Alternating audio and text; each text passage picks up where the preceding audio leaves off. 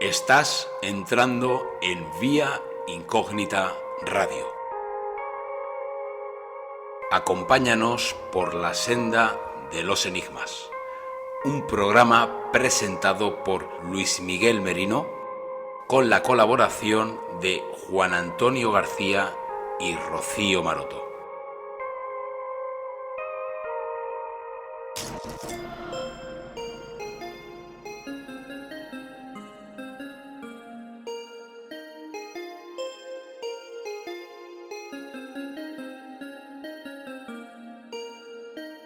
Experimentación, investigación, tertulia, hemeroteca.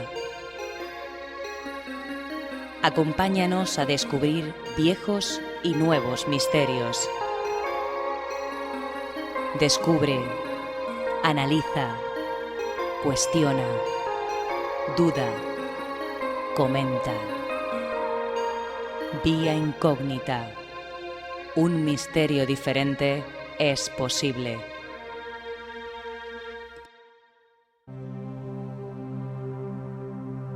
Hoy, en Vía Incógnita, víctimas del miedo y de la sugestión.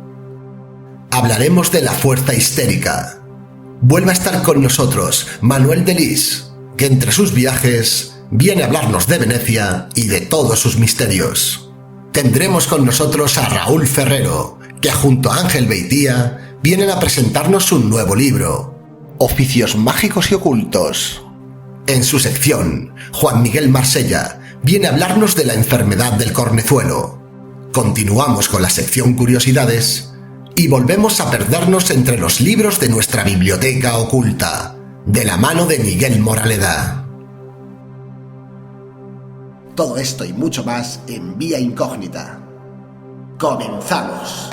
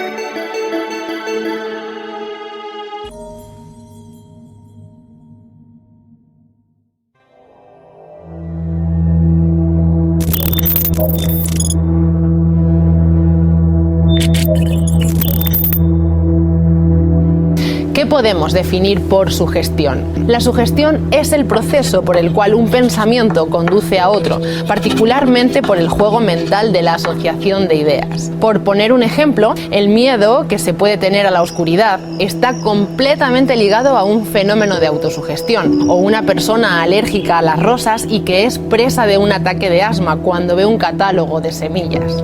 Incluso llegando más lejos, en este orden de ideas, podemos hablar de lo que se denomina como estimulación subliminal, que es una presentación de un estímulo que tiene una fuente exterior a nuestra conciencia y que es demasiado rápido o poco visible, o las dos cosas a la vez, para que podamos ser plenamente conscientes de su impacto sobre nosotros mismos. Esta interesante forma de sugestión indirecta es utilizada en los contenidos de publicidad, en la televisión o en el cine. La autosugestión se podría definir entonces como una orden sutil que la conciencia objetiva transmite al subconsciente. Utilizando el poder de la voluntad, dirigimos mentalmente nuestra atención sobre un deseo particular y lo transferimos a nuestro ser más profundo para que lo ponga en acción. ¿Qué sugestión formularemos para nosotros mismos cada día? ¿Es el odio, el miedo, la duda, la enfermedad, la discordia y el fracaso, o es más bien el amor, la valentía, la salud, la armonía y el éxito? Buda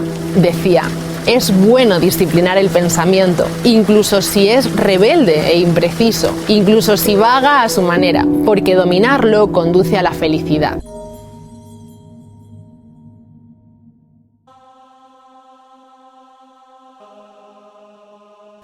Buenas noches, amigos de Vía Incógnita, bienvenidos a un programa más. Hoy de qué vamos a hablar, víctimas del miedo y de la sugestión. Pero antes de comenzar, como siempre, os recordamos el correo electrónico fotografiafantasma@gmail.com. Por si queréis poneros en contacto con nosotros o darnos alguna idea para el programa. Estamos disponibles en las diferentes plataformas y redes sociales a través de Facebook, bajo el nombre Vía Incógnita Radio. Por el resto de redes sociales, con Rocío Maroto, bajo el nombre de Omega 4 Investiga. Vía Incógnita Radio está disponible en iVoox, YouTube, Catbox, Google Podcast, Apple Podcast y Edenex, la radio del misterio. Bueno, antes de nada, presentar a mis amigos. No tienen otro nombre, aquellos que siempre están conmigo.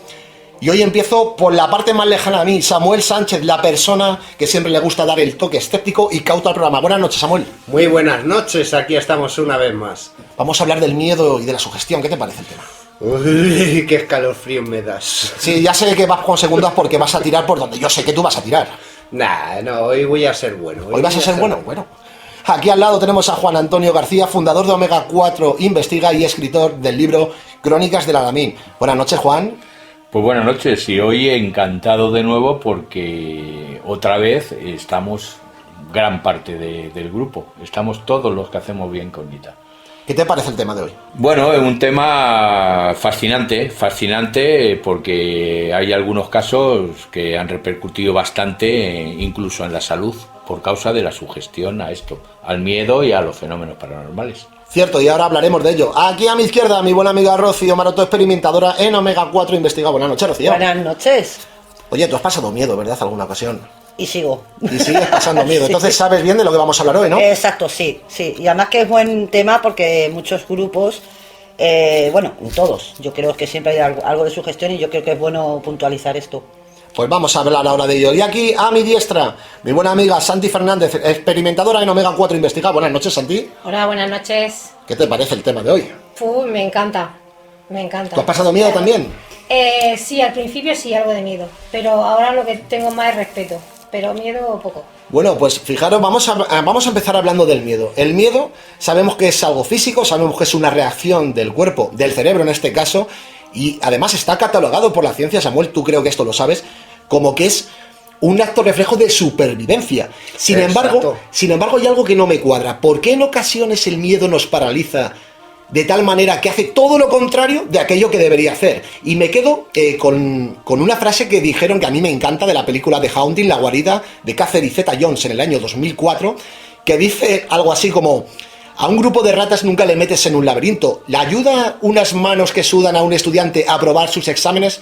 ¿Por qué el miedo nos bloquea y hace todo lo contrario de lo que debe hacer?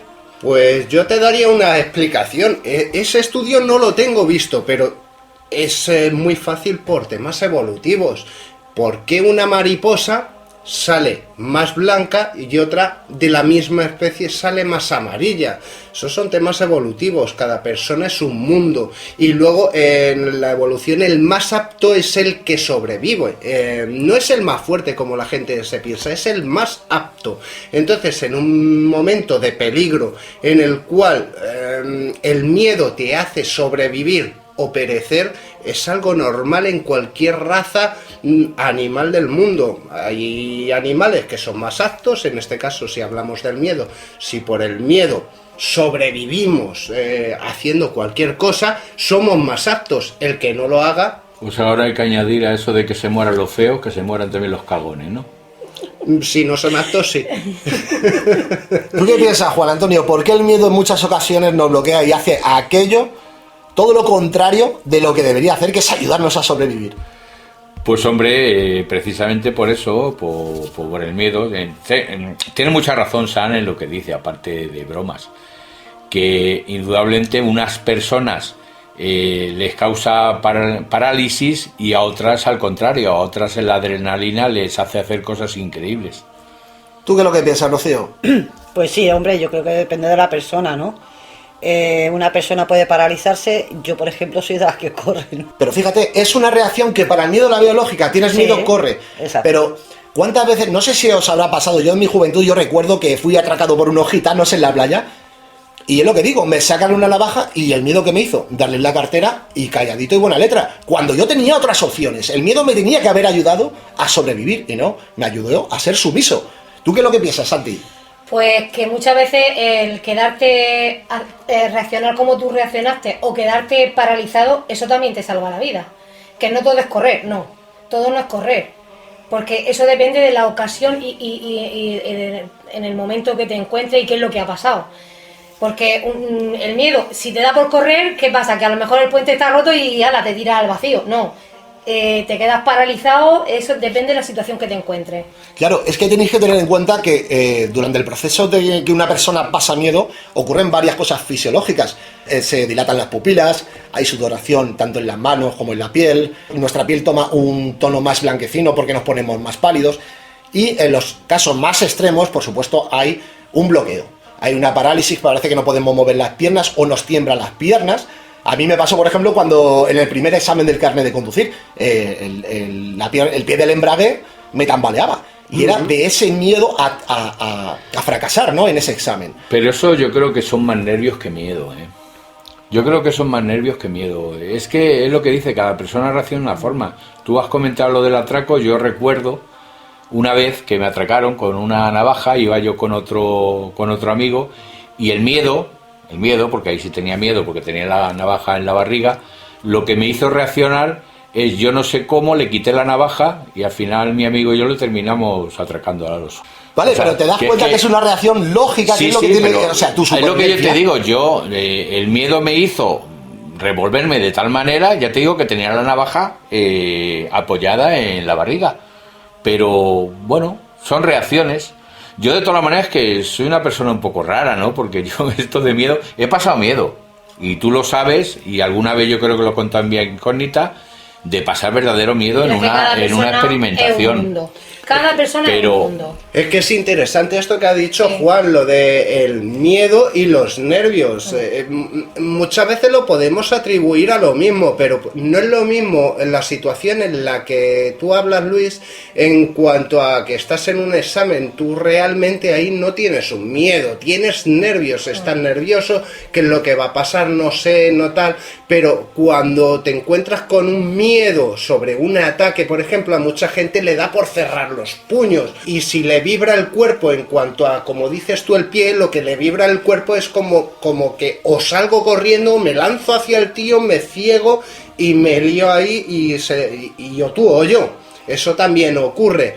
A ver, yo pienso que, por ejemplo, yo, como he dicho yo antes, yo mi miedo me hace, por ejemplo, en las experimentaciones es correr. Bueno, me hacía, que ya no corro. A ver. Y sacar a un grupo de experimentación entero por una puerta. Pero sí es verdad que lo que ha dicho mi compañera Santi es así. Yo, bajo lo que yo he vivido, es que corres y no miras. Estás cegada. Puedes correr hacia cualquier lado y no te fijas. Como ha dicho Juan, yo hubo un momento, me acuerdo yo en la barranca, en Santo Ángel, saqué a todo un equipo, yo sola, empujándolos. Por lo menos 8 personas. Sí. Y nos sacó a todos de golpe por una puerta de un metro. Iba la última y salió la primera. Pero es que para eso hay que tener fuerza. Oye, para sacar a 8 personas de golpe... La adrenalina en ese momento. Sí, adrenalina y tal. Entonces, sí es verdad que cuando... es algo que tú no puedes controlar, porque es que o reaccionas quedándote paralizado o reaccionas corriendo, es algo que no... Has dicho una cosa muy interesante, porque yo sí que identificaría dos tipos de miedo. Fíjate lo que acabas de decir. El miedo físico, de que realmente tienes una persona, vamos a poner hipotéticamente, que viene con una navaja, y luego el miedo subjetivo. Tú sabes que estás en una experimentación de campo, y da igual que se te abra una puerta o que se te abra una ventana. No pasa nada, nadie te va a hacer daño físico porque lo que hay no es físico. Sin embargo, tu reacción es salir corriendo sabiendo que tu vida no corre peligro. ¿Qué opináis de esto? Bueno, a Rocío le pasaba esto antes, ahora le pasa menos. Ella, pero bueno, sin embargo, hemos estado en situaciones, por ejemplo, con nuestras queridas amigas de Hipoconsuegra, en la finca del Olvido, que allí vimos todos una imagen bastante curiosa, y allí no salimos corriendo ninguno. No. Al contrario, estuvimos intentando grabarla, intentando interactuar con ella y tal. Sí, pero yo creo que el miedo son situaciones. Hay situaciones que tienen miedo a lo desconocido. Yo, si estoy viendo algo, sé dónde está y lo tengo controlado. Sin embargo, si yo noto una energía y no sé por dónde me viene, ahí me viene el miedo de saber por dónde me va a venir, porque no lo estoy viendo. Pero ¿sería ese miedo, tú lo sientes diferente a un miedo de que alguien venga a atracarte? ¿Ves un miedo diferente? Es muy diferente. ¿Tú qué piensas, Santi? Es que no tiene nada que ver. No tiene nada que ver, porque una persona física no sabes cómo te va a reaccionar. Tú estás sintiendo una energía que aunque no sabes por dónde va a venir, aunque a ella le tiene miedo, tú sabes que esa energía no te va a hacer nada. Ahí está. ¿Y no te das cuenta que ahí el miedo, precisamente por ser subjetivo, está haciendo todo lo contrario de lo que debería hacer? Claro, por eso digo que depende de la persona y cómo se lo tome. ¿Y no crees que la gran mayoría de las personas reaccionarían como en su momento reaccionábamos nosotros? Sí, claro, totalmente. Echaba a correr. Porque no sabes de dónde te viene la cosa. Claro. Yo en el caso de Rocío, que la conozco pues como si fueran, yo qué sé, 30 y pico años, la conozco muchísimo, estamos casados en lo que hay, tiene dos tipos de reacciones. En cuanto al miedo, dos. Además, las dos son totalmente contrarias una a la otra. Una es, como ha dicho, a lo desconocido, que ahora, como dice Juan, ya parece que lo va controlando porque está más entrenada y está más hecha a situaciones extremas en ese punto que es en el punto del misterio. Pero luego, en esas situaciones, lo que ella es tendía a correr. O sea, le importa... este de aquí, da igual quien sea, que le importa tres narices. Se ciega y sale corriendo hacia el lado contrario, a la vía de escape más cercana. Pero luego tienes el miedo en cuanto a un ataque físico. Ella, en el miedo ante un ataque físico, se lanza hacia esa persona, se ciega de igual manera, y al igual que barre a 7 tíos, 7 tías para escapar, al que el ataque le barre, le funde y vete tú a saber. Yo no quiero estar en su piel. Bueno, muy interesante lo que ha dicho Samuel, porque hay que tener en cuenta, y vamos a pasar ahora al miedo subjetivo. Veréis, una de las cosas, además de las reacciones que hemos nombrado antes, cuando decimos se nos ponen los pelos de punta, realmente sabemos que es una reacción que el cerebro manda una orden que dilata los vasos capilares y los poros de la piel, y notamos que se nos eriza la piel. Una de las cosas que tiene lo humano, os fijáis que podemos autosugestionarnos o autotener miedo simplemente pensando en imágenes. Por ejemplo, hay personas que ven un payaso y les da resquemor ver la imagen de un payaso, o en este caso Rocío, si se plantea que ve una figura extraña, puede darle miedo. ¿Os dais cuenta de que ni sin tan siquiera estar en un estado de peligro, simplemente con imaginarlo o pensarlo, podemos llegar a tener miedo de algo que a lo mejor no deberíamos? A mí me pasa con los payasos. Se me ponen los pelos de punta. ¿Qué es lo que sientes? ¿Pero qué es? ¿La imagen del payaso como persona o un cuadro de...? Los únicos payasos que no me daban miedo era Miliki, Fofo y Fofito y Miliquito. Son los únicos, pero ver un payaso como el de It, no soporto la película. Me da... cuando lo veo me repele, me retrae para atrás, no sé, me da agobio. Es que precisamente no sé. La caracterización del payaso de It es que está hecho para dar miedo. Pero es que había un payaso muy famoso normal. Cuando los Fofitos y los Miliquitos... Había un payaso que era muy famoso, no me acuerdo, fíjate tú, que salía con toda la cara blanca, y yo me acuerdo que me iba de donde estaba la televisión porque me desagradaba muchísimo el payaso. Posiblemente, a lo mejor, no sé cuál es ese caso, porque yo lo conozco más como fobias, ¿no? Pero posiblemente si entramos dentro de la fobia es porque tú no distingues esa cara, no sabes lo que hay detrás, Puede es ser. un desconocimiento sobre lo que hay detrás. Sí. Muy bien dicho. Totalmente. Muy bien dicho, es cierto, eso es un estudio, No se y le ve la cara. eso es, Samuel, eso es así. Pero es que además voy a añadirte algo a ese dato que tú has dado. Los últimos estudios dicen que las personas que tienen miedo a los payasos es porque no terminan de ver algo familiar o natural en sus rostros. Sonrisas demasiado exageradas, narices desproporcionadas y rasgos faciales que no corresponderían. Mira, entonces tú te encuentras ante algo miento, extraño. Estoy hablando Ante de algo ello irreal. y es que, mira, se me eriza la piel. Vale, pues igual que tú tienes miedo a los payasos, habrá personas que simplemente contándoles una historia de terror o contándoles una historia de fantasmas les ocurra lo mismo Sí, que te está porque lo ocurriendo a ti. viven y es que se mueren de miedo. Pero te Eso das que cuenta sí. que es tu mente. Sí, es la mente. Es claro. autosugestión, Sí. pura y dura. ¿Creéis vosotros que, por ejemplo, en casos como los de Santi o como los que estamos nombrando, se puede controlar la persona para que eso no le ocurra, o es imposible el que tiene este tipo de miedos? Yo creo que sí, que es controlable. Sí, se puede entrenar. ¿Te acuerdas, se puede por ejemplo, acostumbrar. Luis, voy a puntuar, cuando fuimos a la Casa Negra, que pasó de todo realmente allí, ¿no? Acuérdate de la situación que te dije, Luis, vamos a parar que me estoy sugestionando. En ese momento yo sabía que me estaba sugestionando demasiado y dije, vamos a parar. Eso fue controlado por mí realmente, porque yo me di cuenta que me estaba sugestionando, que realmente estaban sucediendo cosas. Pero ya era como que, digo, voy a entrar en fobia, y lo quise parar. Hiciste muy bien. ¿Tú crees que lo mejor es, en este estado, vamos a parar, nos relajamos parar, relajarse, exacto. Sí, indudablemente. Sí, Es lo mismo que pasó cuando estuvimos con nuestras amigas de Objetivo Paranormal allí en la base esa San Pedro, ¿no? No me acuerdo mucho. Sí. No me acuerdo cómo se llama el lugar. Sí. El caso es que hubo un momento que hubo una sugestión colectiva, o sea, que empezó todo porque Peque dijo que se había oído como si un collar se cayera en las cuencas, como unas piedrecitas cayendo. A partir de eso empezó digamos, la sugestión, y hubo un momento que claro, que tuve yo que coger y decir, vamos a ver, vamos a pararnos, vamos a respirar, porque es que estamos entrando en eso, en una sugestión colectiva, que lo que puede pasar es peligroso. Claro, después de entrar en sugestión, luego entra en el miedo colectivo. Y después del miedo colectivo, cuando ya están todos cagados de miedo, con perdón, viene el pánico. Claro, puedes salir en estampida, estamparte por una escalera o caerte por una ventana. Es que eso es lo peligroso. Es muy curioso todos los datos que estáis dando, y además Santi me ha hecho recordar cuando ha tocado el tema del pánico colectivo. Voy a dar una noticia que salió en los Sanfermines del año 2012, no se me olvidará a todos los oyentes, seguro que tienen la noticia en Google o en YouTube, en algún lugar de estos. Fijaros, 10 de la noche, ya sabemos que a las 10 de la noche la gente está de fiesta en Pamplona, cada uno con su botellón, con su historia, ya no hay toros. Sin embargo, os voy a dar, porque tiene una explicación lógica, de repente en las cámaras de vídeo de las calles se vieron cómo de repente empiezan a correr unos, empiezan a correr otros, y al final toda la calle sale despavorida ante un miedo que no sabían que lo que pasaba. Es decir, los primeros corrían porque corrían los de detrás. ¿Sabéis lo que había ocurrido?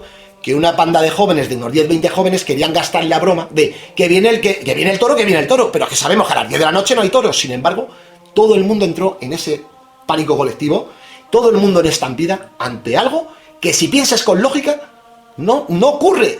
Y sin embargo sales corriendo. Creo que hasta ese punto. Creo que pasó algo parecido también en Sevilla, en una procesión hace unos años, y quiero haber escuchado la noticia también de que por no sé qué historia entró un pánico colectivo y la gente salió en estampida. Es que es lógico, es que no dejamos de ser animales. Es que nosotros somos humanos, decimos somos los mejores. Se suele decir que somos el animal más evolucionado, y eso es mentira. Somos un animal más, con unas características. Yo no me enfrentaría a un león. O sea, yo tengo mis características, el león las suyas y la jirafa las suyas. Yo tampoco voy a llegar a lo alto de un árbol a coger el verde, ¿vale? Cada uno tiene las suyas, pero los animales, por ejemplo, de manada, nosotros somos animales de manada. Los animales de manada, fíjate las estampidas que hay. Uno corre y los demás van detrás. Eso se llama reflejo de supervivencia. Claro, no saben lo que hay. El uno no sabe lo que hay y el otro tampoco. Allí corre, ¿a dónde va la gente? Pues donde va Vicente. Pues lo mismo nosotros. Pero nosotros tenemos una capacidad de pensar más inteligente que un antílope. Pero ante eso dices, yo te he puesto a ti que hacemos un experimento en una calle y tú sales de una boca calle corriendo y mirando para atrás. Y yo te digo a ti que toda la gente que hay alrededor sale corriendo detrás tuyo. Pero tanto para huir o para hacer atrocidades, porque mira los casos que han habido, por ejemplo, los linchamientos, donde gente normal que no tiene ninguna conducta criminal y sin embargo por una obsesión entre todos que se van obsesionando y han cometido verdaderos crímenes. Fijaros cómo juega la mente humana con nosotros y no sabemos controlarla. Vamos a pasar a hablar de ese miedo un poco más subjetivo, más paranormal. Vamos a hablar de la sugestión. Para todos los oyentes, los últimos estudios indican que una sugestión prolongada y extrema en una persona puede llegar a acarrear problemas de salud muy graves. Pero problemas estomacales, problemas de tensión, problemas cardíacos, y no os lo perdáis, que este es el dato más curioso, incluso problemas cutáneos. Una persona que esté siempre sugestionada puede llegar a salirle ronchas en la piel. Yo cuando leí esto... que te olvidas, perdona. Adelante. Suicidio. Vale, pero eso no es físico, eso es mental. También. Claro. Se sugestionan y ha habido casos que se han suicidado. Y cada vez más. Pero hay muchísimos y- casos, y ¿no? O sea, dentro- no es, han habido, Sí, y sí, dentro, hay muchísimos casos. Todo por sugestión, ¿eh? Claro, Creerse lo que no hay. dentro de la experimentación paranormal, vamos, han habido experimentos. A mí me gusta Es que me subirme a la encanta. montaña rusa, me gusta subirme a la lanzadera y yo qué sé, mañana me gustaría tirarme en paracaídas. No tengo medios para ello, pero me gustaría. ¿Me da miedo? Sí, pero me gusta. Pues lo mismo Pero es esa muy mujer- diferente. esa mujer. Eso es muy diferente. Lo estás pasando realmente mal. Tú si vas a montar en paracaídas y a mí me encanta todo lo peligroso, y yo igual que tú, me encanta. Y a mí me sube la adrenalina, pero no Sí. me da ese miedo de pánico de estar como yo vi a que sea chica, no. Es cierto, No, desde luego, es cierto. esa chica- Yo no lo estaría pasando realmente mal, Claro. lo estaría pasando catastróficamente mal. No, o yo sea, no, si yo a mí me encanta. el miedo, como bien ha dicho Luis, es subjetivo. Cada persona Claro. puede sentir algo en cuanto a una situación de miedo. A mí me subes a un avión y me dices que me tire y por mucho paracaídas que tenga, me hago caquitas encima Pues yo sí me tiro. y me tiro. Pero y me ¿sabéis tiro, cuál y es, quiero hacerlo. ¿sabéis cuál es la diferencia entre los dos? Que uno está hablando, y si no, confírmamelo tú, porque yo tampoco puedo ya con las alturas, pero ya es porque hay algo sumado, y es el vértigo. Yo Sí, no yo tengo igual. vértigo, yo lo que tengo es miedo a la velocidad de caída. O sea, al golpe que te das No, a ver, contra a el mí me suelo. subes a un avión y me dices que me tire y te aseguro que antes de tirarme me da un infarto. Yo en mi trabajo hay muchas situaciones en las que Uf, yo me qué mal. tengo que subir No, muy no, no. alto y valerme de mis propios medios, ¿vale? Entonces ahí no tengo yo ningún miedo, no tengo ningún miedo. Me puedes subir al Everest, de altura al Everest, que yo no tengo ningún miedo porque dependo de mí. Pero si tú a mí me dices que me tire de un avión, dependa de un paracaídas, ya es otra película. Ya no dependo de mí, dependo de un objeto que puede funcionar o no funcionar. Y ya es otra película. Vale, pues vamos a ir ahora un poco más a ese miedo subjetivo, a ese miedo que sentimos ante circunstancias extrañas. Yo sé que en el grupo Omega 4 no suele ocurrir ya, pero cuidado, yo os digo una cosa, da igual los años que lleve el experimentador de campo haciendo este tipo de cosas. Creo que ninguno, por muchos años que estemos en esto, estamos a salvo de sugestionarnos. ¿Estáis de acuerdo con esto? Sí, Totalmente. Totalmente. por supuesto. Sí, sí, sí. Bueno, miento, Totalmente. a Juan creo que nunca le he visto sugestionado hasta hoy, ¿eh? La Sí, verdad sí, se ha dicho. pero sí me he sugestionado. Lo que pasa es que lo disimula muy bien, ¿o cómo va? No, yo por ejemplo cuento en el libro precisamente de Crónicas de la Alameda, hay un episodio en el que yo quise hacer un experimento conmigo mismo, y es coger y quedarme yo solo en la fuente, me cogí, me senté y estuve como media hora allí sentado, y yo noté como poco a poco me iba sugestionando, y yo empecé a notar cómo se movían las ramas, cómo venía gente hacia mí, y era pura sugestión, y yo lo supe. Entonces llegó un momento que corté directamente, dije, bueno, se acabó hasta aquí, encendí la linterna y me fui. Eso es lo que hay que hacer. Pero yo vi que me estaba sugestionando, o sea que la sugestión no Claro, nos que viene a todos. La sugestión es libre. Lo que pasa, lo que tú dices, a ver, hay una cosa muy clara. Si tú, que es lo que yo digo siempre, si tú vas a experimentar y vas a buscar el fenómeno paranormal, cuando se presenta el fenómeno, tienes que intentar estar frío ante ese fenómeno.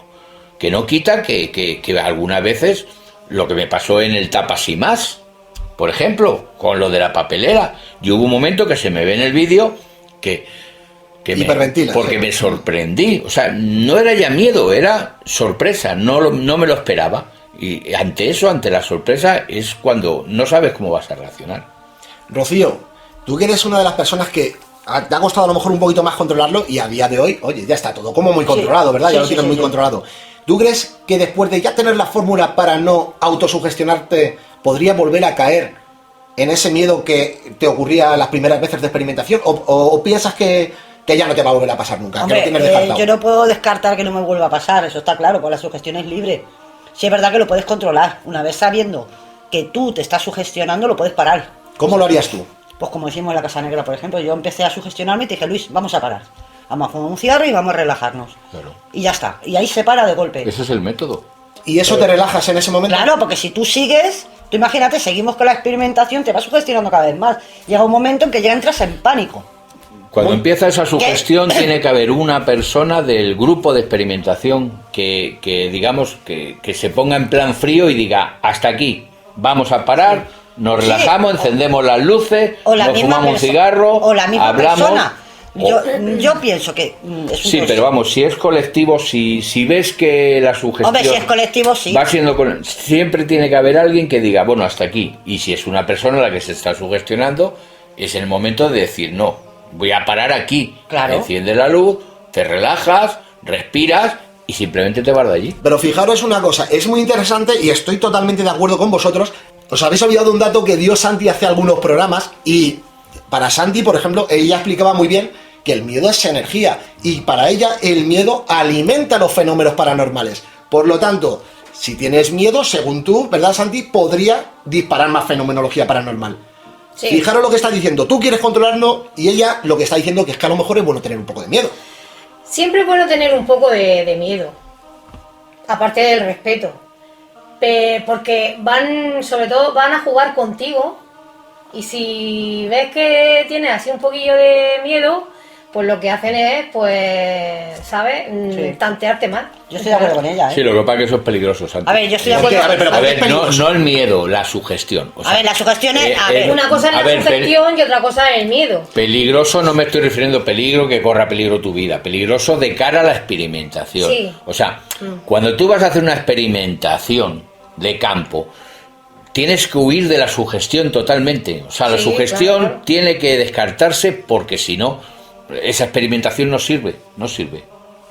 Yo opino una cosa, yo voy a contradecir a mi compañera. Miedo no es energía, el miedo es una reacción química en nuestro cerebro. Y si acaso produce algún tipo de energía, se gasta en el movimiento de nuestro susto o de nuestra manera de pensar, de nuestro latir de nuestro corazón, de nuestra respiración cuando se nos agita, etcétera, etcétera. En este caso la sugestión nos hace ser, dentro de este campo en el que nos movemos, nos hace ser poco objetivos. O sea, no es que se incrementen las cosas paranormales, es que a nada que haya una hormiguita por ahí, que nosotros escuchemos, que en circunstancias normales no la escuchemos, no la encontramos una explicación, a nada de que se oiga una pequeña voz de el pueblo de al lado y se registre en nuestros aparatos con el miedo que hemos tenido, no es que yo sentía, es que se lanzaba, es que tal, y nos ha parecido una psicofonía, como yo ya he visto en algunas ocasiones, de alguien mover los labios, soltar una palabra sin él darse cuenta y luego decir, he tenido una psicofonía pues de algo que encima tengo un miedo a ello. Pero vamos a ver, hay que diferenciar el miedo del pánico y de la sugestión. Es totalmente, son tres cosas distintas. Exacto, pero lo que está claro es que nosotros cuando tenemos alguna sugestión, cuando Claro. estamos sugestionados ya no somos objetivos. No, claro que no. Cuando yo que me sugestiona mucho, sé de qué hablo, cuando tú te sugestionas, ves, oyes y demás cosas que no existen. Y es así. Es que yo creo que de lo que estamos hablando básicamente no es cuestión de miedo. O sea, el que se realcen los fenómenos paranormales no es porque tengas más miedo. Yo pienso que es fundamental cuando vas a la experimentación que, digamos, tengas un estado alterado de conciencia. No tiene por qué ser miedo. Quiere decir que tengas todos los sentidos prestos precisamente a eso que estás haciendo, esa experimentación. Pues yo, perdona, que te voy a rebatir un poquito con lo que acabas de decir, que exactamente es una reacción química, como tú has dicho, en el cerebro, que se va en la respiración, en la sudoración, en el parpadeo, Exacto. tal. Pero todo eso, ¿qué hace? Emana pura energía, que hasta depende de las personas que tengan esa canalización de ver a esas entidades, les cambia hasta el aura en defensa. Y yo te podría preguntar, ¿de dónde sale esa energía? ¿Cómo la sacas? ¿Cómo la obtienes? Pero si tu cuerpo es pura energía, ¿de dónde la...? No es así. Tu no cuerpo es así. es energía. Ya, pero es que pura energía. científicamente no es así. Es que y hasta hay día tantas de hoy cosas la que- ciencia dice que no es así. No. Fijaros, Perdona, os estoy escuchando a los dos y estoy de acuerdo con los dos. Científicamente es como tú dices, pero es cierto, y os voy a poner un ejemplo, y escucha, también ha dicho Juan que discrepa de ello, y le voy a poner un ejemplo que no puede discrepar, que son los poltergeists.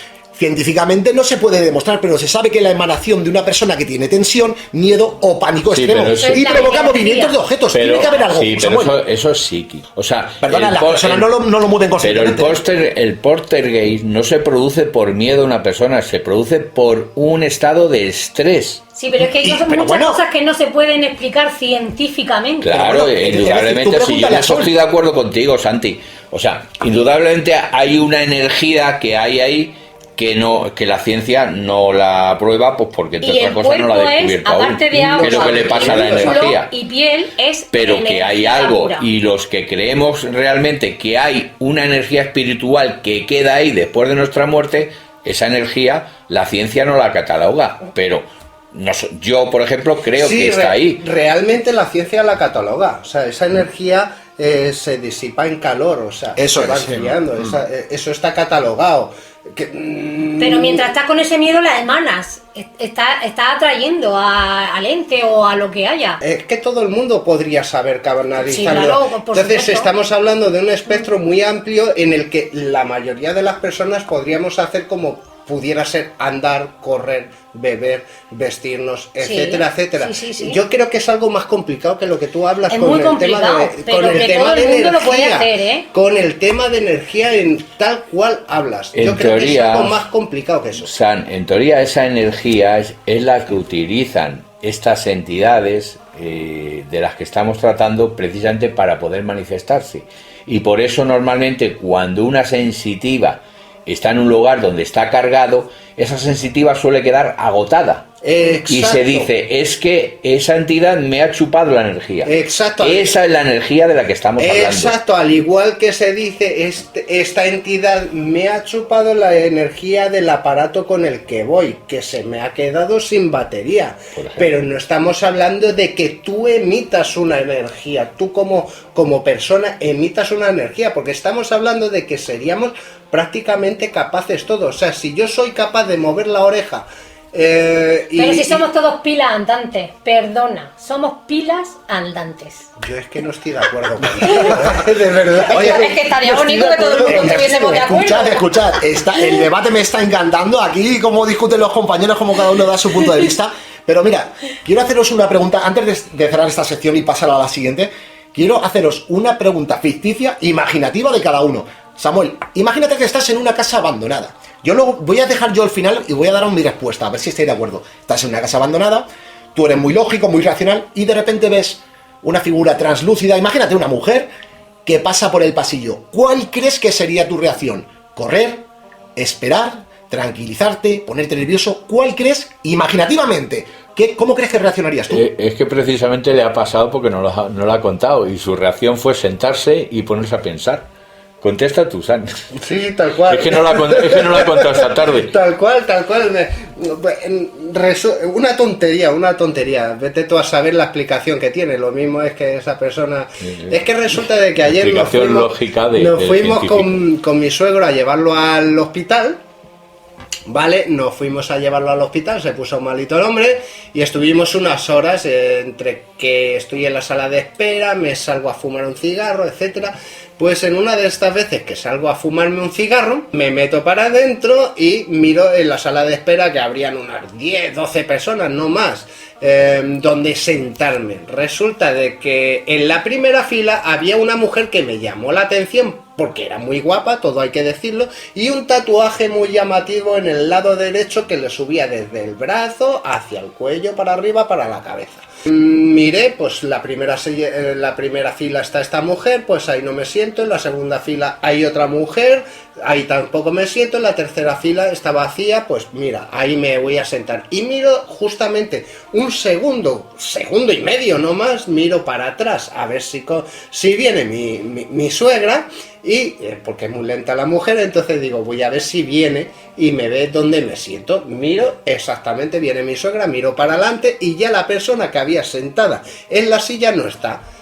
Y yo, que soy muy objetivo, me pongo a mirar para todos los lados. ¿Dónde ha ido esta mujer? ¿Dónde narices ha ido? Digo, a ver si es que no estaba sentada ahí. Estaba sentada en otro lado y a mí me ha parecido que estaba ahí.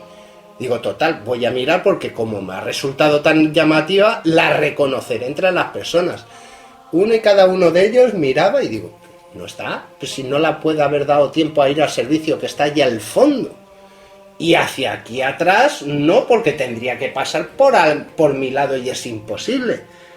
Porque yo entro por una especie de pasillo, ancho, pero por una especie de pasillo. Me senté 10 minutos pensando en qué narices, dónde podía haber ido esa mujer. Con las mismas escribí a mi mujer que estaba en el bosque con mi suegro y le dije, me ha pasado algo que no te puedo ni explicar, algo muy curioso. Pues si Samuel no puede explicar lo que es el objetivo del grupo, pues apaga y vámonos. A la misma pregunta, Juan, tú si ves una figura extraña, semitraslúcida en un lugar abandonado, ¿cómo crees que reaccionarías? Pues te lo puedo explicar porque también la he visto. Bueno, sí, pero... Y yo mi reacción fue ponérseme los pelos de punta y llamar automáticamente a mi mujer, que iba como 10 metros detrás de mí, para que me corroborara lo que yo estaba viendo en ese momento. Rocío, ¿tú cómo reaccionarías? ¿Cómo crees que reaccionarías? ¿Yo cómo reacciono? Pues mirando bien a ver si lo que estoy viendo es real. Y si lo que ves es real, ¿qué haces ya? Pues me quedo parada, o sea, no me paralizo ni me da miedo ni nada, pero sí me quedo a ver qué hace. Santi, ¿tú cómo reaccionarías? ¿Cómo crees que reaccionarías? Pues como lo he hecho, porque lo he visto varias veces. Me quedo mirando. Vale, yo voy a deciros mi opinión personal como una persona que no ha visto gran cosa. Yo creo que depende de la distancia. Y creo que ya lo hemos tocado alguna vez. Si yo veo a esa señora semitraslúcida a 100 metros, diré, ¡hala, qué curioso, cómo mola! Pero cuidado, si yo me la encuentro al torcer una esquina, me va a dar una lipotimia. Y creo que eso lo puedo extrapolar a todos, porque el susto no te le quita. No te... La sorpresa, claro, es lo que estábamos Entonces yo diciendo siempre pido a esos fantasmas, en caso de que existan, que por favor, si algún día aparecen, y que no sea tan cerca. Que te avisen antes. Muy gracioso, un momento. Cuando vi al niño del Alamín, mi reacción total fue ir ¡ay, Nara! ¡Un niño! Correr hacia él. Esa fue mi reacción, correr hacia él, para ver si lo veía más de cerca. Esa fue la reacción. El día que yo vea algo, ya veremos, porque simplemente es a veces en ocasiones que me pongo nervioso por alguna circunstancia y le cojo de la mano a Juan y le doy 4 besitos. Entonces, a ver cómo reacciono la próxima vez. Bueno, ¿os parece que hagamos una pequeña pausa y pasemos a la siguiente sección? Que vamos a tocar 5 casos muy rápidos, pero que tienen que ver con la adrenalina y cómo puede llegar a reaccionar el cuerpo en situaciones extremas. ¿Os parece bien? Perfecto. Me parece muy bien. Venga, pues una pequeña pausa a todos los oyentes. Estamos con vosotros en pocos segundos. Hasta ahora.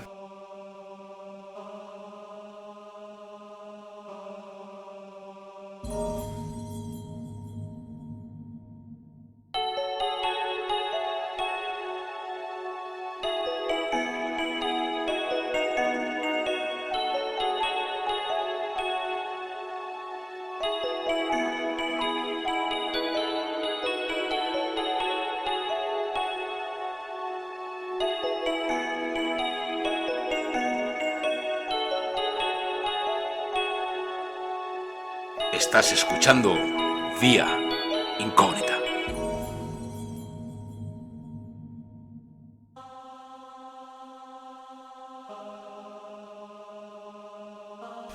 Bueno, ya estamos aquí en la segunda sección y vamos a tocar un concepto un tanto extraño, a lo mejor para los oyentes, otros sí que lo habrán escuchado. Es que vamos a hablar de la fuerza histérica, para que veáis hasta qué punto podemos llegar, el cuerpo humano puede llegar a hacer cosas que morfológicamente no está preparado. Antes de decir yo los casos que he recopilado y que me deis vuestra opinión, creo que Santi tenía uno muy interesante.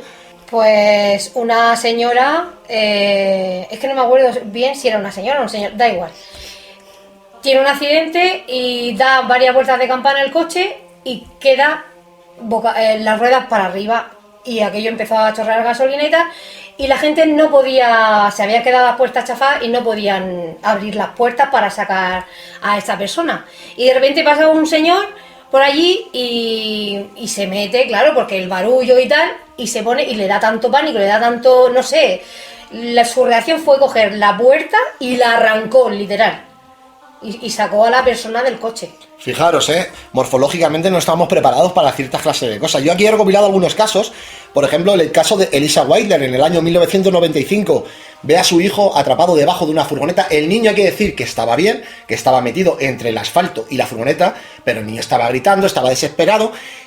¿Qué es lo que ocurrió con la madre? Que de repente saca una fuerza sobrehumana que no es humana. Quiero decir que no estamos preparados para eso. y levanta una furgoneta, que vete tú a saber lo que pesa eso, dependiendo de la furgoneta, sale el niño sano y salvo y según deposita la furgoneta, cae rendida al suelo porque tiene los codos rotos, tibia y peroné de una pierna, 2 costillas astilladas y varias protusiones en la columna vertebral. Fijaros de lo que estamos hablando. ¿Vosotros veis posible? Yo no me vería posible, por muy extremo que sea el caso, llegar a levantar una furgoneta, no lo sé, me las tendría que ver. Yo ante esto voy a ser un poco, como me caracterizo, un poco tocapelotas, ¿vale? Mucho es bulo, ¿vale? Mucho de esto es bulo, es acrecentado. No digo que no sea cierto, digo que es bulo. Tú hablas de una fuerza sobrehumana, no es una fuerza sobrehumana. En cuanto a esto, empezó a hablarse por el tema también de la película del exorcista, que hay en una de las tomas en las que, para dar explicación a la fuerza sobrenatural de la niña, sansonismo se llama. Eso es, para darle... Hablan de la mujer que levanta un coche, que tal, que pascual, pero realmente no es así. No es levantar un coche, es levantar unos centímetros el chasis del coche para que esa persona pueda salir. ¿Cuánto estás levantando de peso de chasis? A lo mejor 150 kilos. Para poder sacar a ese niño unos centímetros. Es cierto que en un peligro extremo con la adrenalina nosotros segregamos más, no más sangre, la sangre es la que hay, bombeamos más cantidad de sangre, la oxigenamos más y somos más fuertes. De hecho, con eso en un deporte, si no lo chutáramos, estaríamos dando doping y la gente se chuta para dar un rendimiento mayor, pero sobrehumano no. Nosotros tenemos esa fuerza humana. Lo que también es verdad, que con esa adrenalina empezamos a no tener un sentido del dolor, ¿vale? Nosotros, si tenemos algo que nos está fallando, que nos puede producir dolor, en ese momento no pensamos ni en ello. Pensamos en sacar a esa persona y punto. Pero el límite de peso no sé si andará en 540 kilos de peso muerto, de 540 kilos por ahí andará. Esa persona que lo levanta está muy preparada, pero que muy preparada y muy entrenada. No estamos hablando de que una señora levante un coche que pesa 1000. Eso es imposible. No, pues ahí están los datos y son noticias oficiales. Adrenalina, sí, pero puede no levantarse lo suficiente para poder sacar el niño. Vale, pero aún así es formidable, me parece algo increíble. Formidable es, nosotros cuando trabajamos, hacemos incluso un deportista no utiliza el 100% de su fuerza, utiliza a lo sumo un 80%. Nosotros siempre, como animales que somos, reservamos energía, reservamos nuestra propia fuerza en casos extremos. Y eso es así con acento en la I, no vamos a dar el 100%. Yo, por ejemplo, tengo compañeros de trabajo pues que dan un 10% como mucho. Sí, bueno, eso yo creo que se lo tenemos todos. Ese reserva demasiada energía, ¿no? Pero que un deportista de élite pues puede dar un 80%. Y estamos hablando de gente que hace halterofilia, yo qué sé. Pero mira, te voy a poner más casos. El caso de Lauren Gornacki, de 22 años, levanta un BMW, y aquí no indica los centímetros, pero dice, levanta un BMW de 525 en Virginia, Estados Unidos, para rescatar a su padre de un brazo hidráulico que lo sostenía.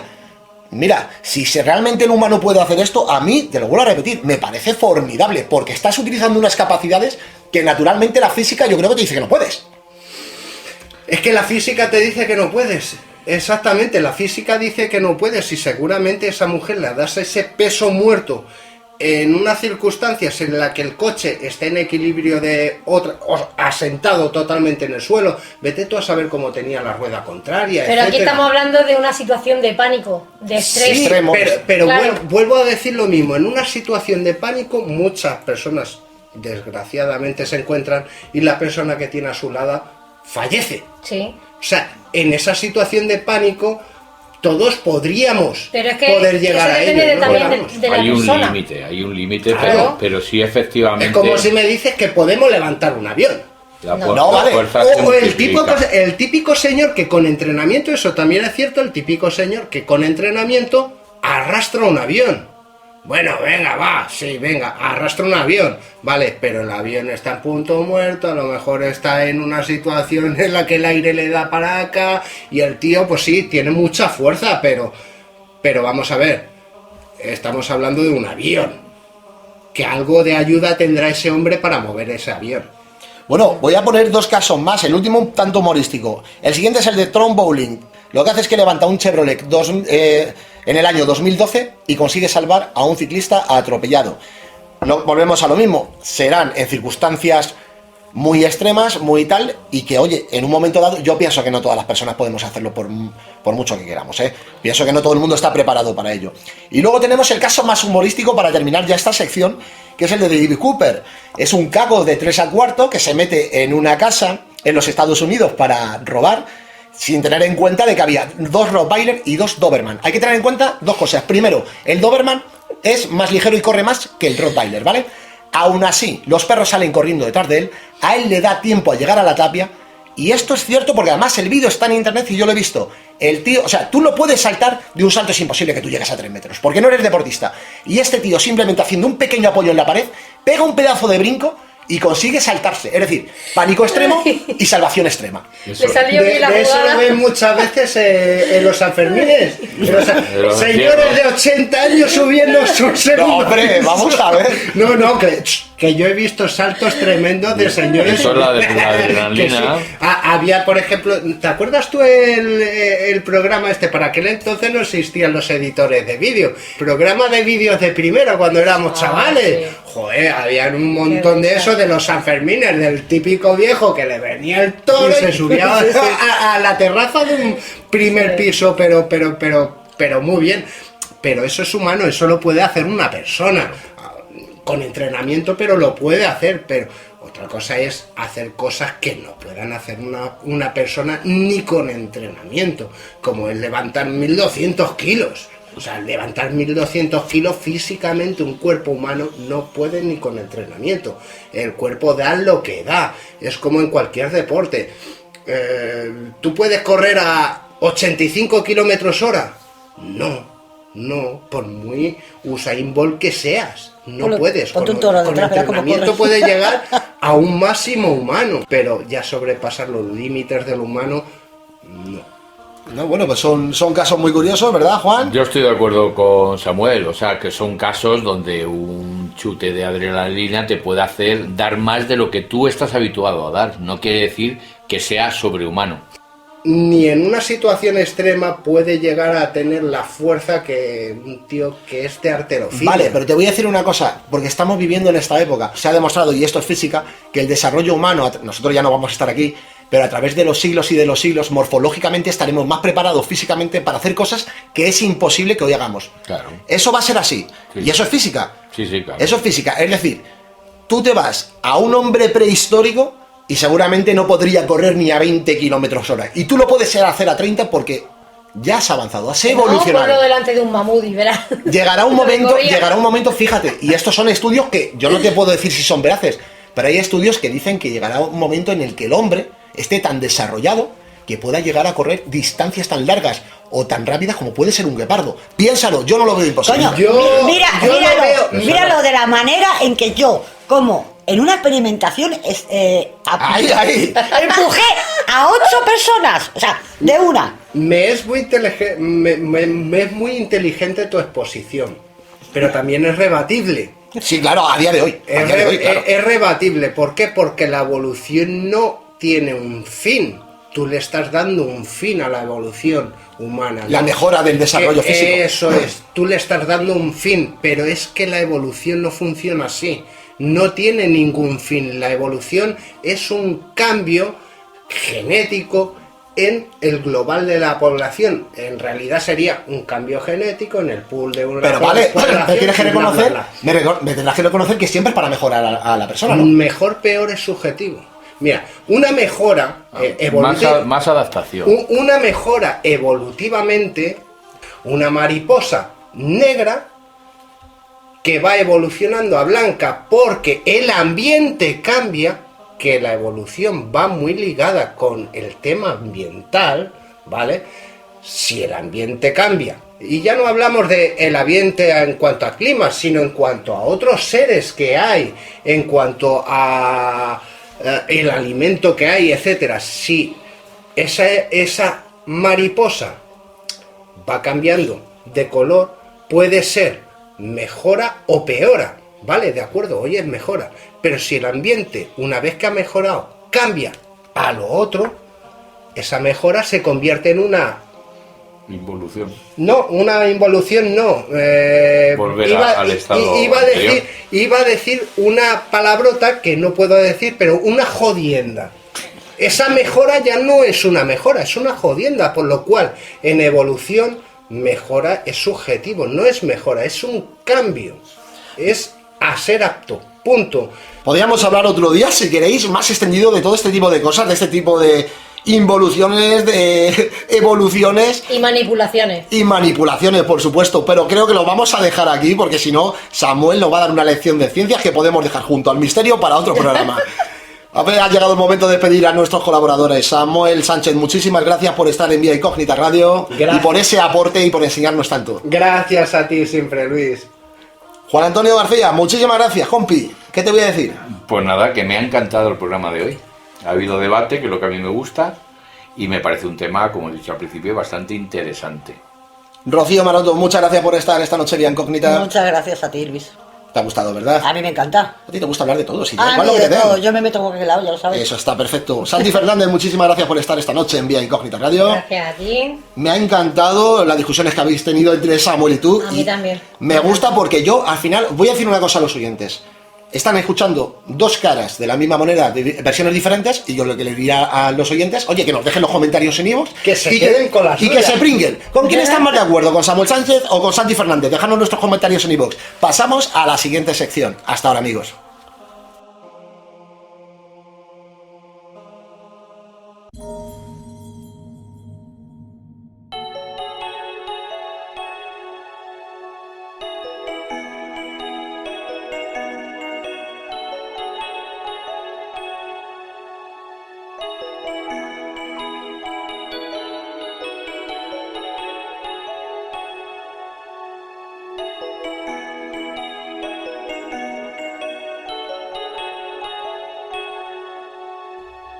Estás escuchando Vía Incógnita.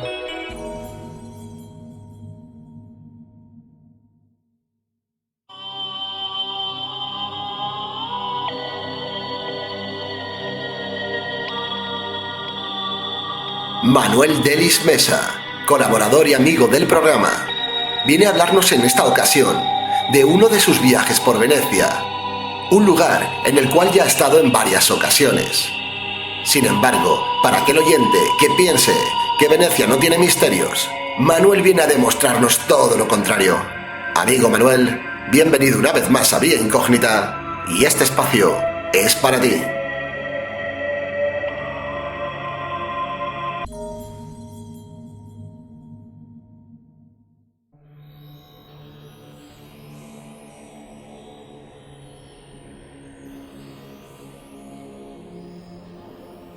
¿Qué tal, Luis? Un saludo a todo el equipo, encantado de estar aquí de nuevo. Hoy me gustaría seguir viajando un poco y irnos con la imaginación a uno de mis lugares favoritos en lo que al misterio se refiere. Porque mucha gente se sorprende cuando digo que uno de los sitios que más me gusta investigar es la ciudad de Venecia. Sí, Venecia, esa ciudad romántica que a todos se nos viene en la cabeza con esos canales, esas góndolas y ese romanticismo que destila. Pero como siempre digo, hay dos Venecias. Está pues esa, la Venecia romántica, y la Venecia misteriosa, que es muy, muy, muy interesante. Ya de por sí es una ciudad que desafía los límites de la arquitectura y que está condenada prácticamente a autodestruirse en el futuro, ¿no? Dicen que es la futura Atlántida, que algún día se hundirá, y eso llevan diciendo tantos años, pero ahí sigue resistiendo y esperemos que resista por muchísimo tiempo. Y en cuanto a los misterios de Venecia, pues mucho se ha hablado, ¿no? De varios de ellos, tales cual la isla de Poveglia, la famosa isla de los muertos. Luego tenemos el Puente del Diablo, luego tenemos el Trono de Atila. Pero es que nada más llegar a la propia Venecia, a la isla principal, justo enfrente de la estación, tenemos la iglesia de San Simeone Piccolo, una iglesia ya de por sí curiosa, por ser toda cúpula. Es prácticamente una cúpula de la que cuelgan unos muros que se unen con el suelo. Y esa iglesia posee el único complejo de catacumbas en Venecia. Y sí, habéis escuchado bien, catacumbas, que puede sonar muy raro y muy bizarro el hecho de un sistema de catacumbas en una ciudad que está construida sobre pivotes de madera, sobre el lodo, sobre el barro y sobre el propio mar. Pero sí, es el único que existe, y ya de por sí desde los inicios fue misterioso, porque es un sistema de catacumbas hechos en una época en la que ya las catacumbas estaban totalmente en desuso. Estamos hablando del 1718, cuando tanto la iglesia como las catacumbas se fundan, y ya era una época en la que este complejo no era usado prácticamente en ningún sitio. Sin embargo, ahí están, y es uno de los lugares de peregrinación de los amantes del misterio y de los cazafantasmas, entre comillas, de prácticamente todo el mundo. O mejor dicho, lo era, porque por alguna razón lleva bastante tiempo cerrada al público, no dan demasiadas explicaciones, y yo de las varias veces que he estado en Venecia solo he podido estar una, la primera vez. Pero bueno, volvamos a esta cripta. La cripta, como digo, tanto la cripta como la iglesia se fundan en el 1718. Es una construcción con 8 salas funerarias, 4 pasillos, 8 salas funerarias que a día de hoy, la última vez que pude tener noticias de ellas, seguían tapiadas, porque estuvieron muchísimos años abandonadas y las tapiaron. Y bueno, muchísimos misterios alrededor de esta cripta.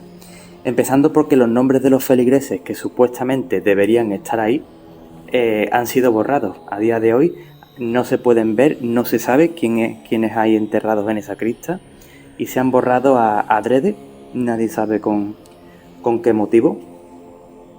Luego tenemos el culto a la muerte, que está presente prácticamente en la mayoría de los frescos de la iglesia, aunque si bien es cierto que hablamos de frescos del Antiguo Testamento, así como del Vía Crucis, sí que es verdad que hay varias representaciones tanto de la muerte como de esqueletos.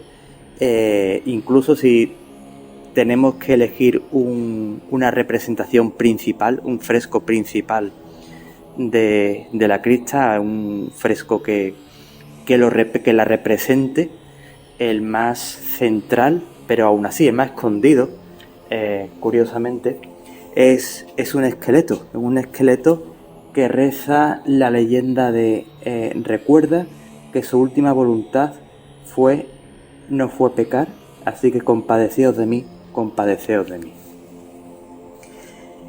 El lugar ha sido frecuentado por muchísimas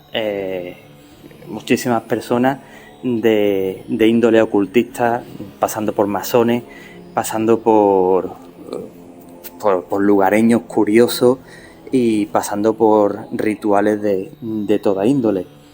Pero si ya nos venimos a épocas muchísimo más modernas, si hay un fenómeno que se repite y por el que se puede decir que es famosa, entre comillas, en el ámbito del misterio a día de hoy es por un tema que, Luis, tanto a ti como a mí nos encanta, es la fotografía fantasma.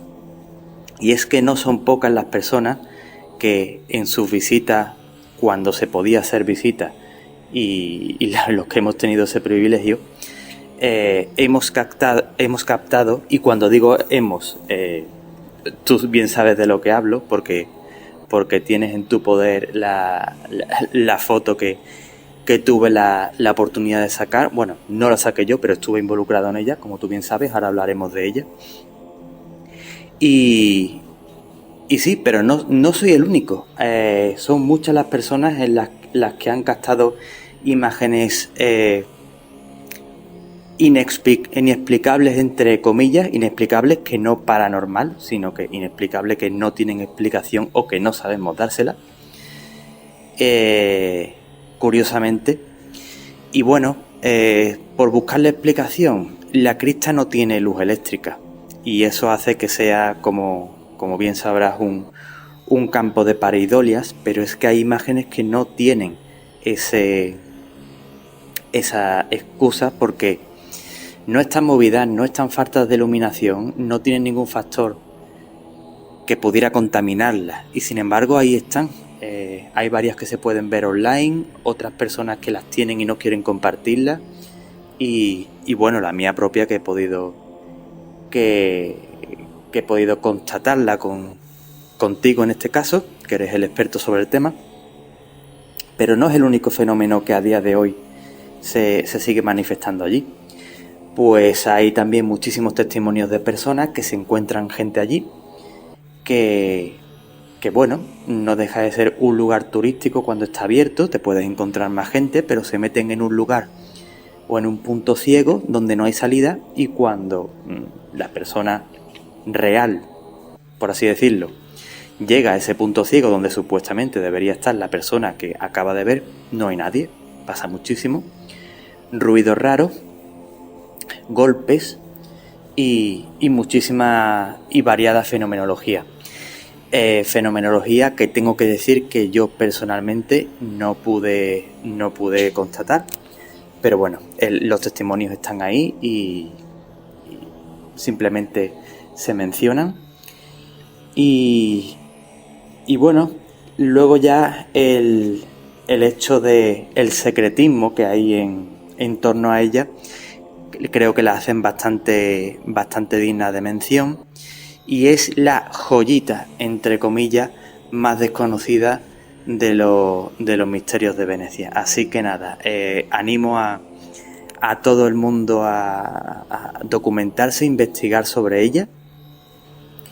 Y por supuesto, mi contacto te lo dejo por ahí, para que lo compartas con el público. Si alguien tiene alguna duda, quiere ver alguna foto, alguna información, cualquier cosa, pues aquí siempre para lo que necesites, tú, tu equipo y tu audiencia. Así que nada, un abrazo a todos y nos vemos a la próxima.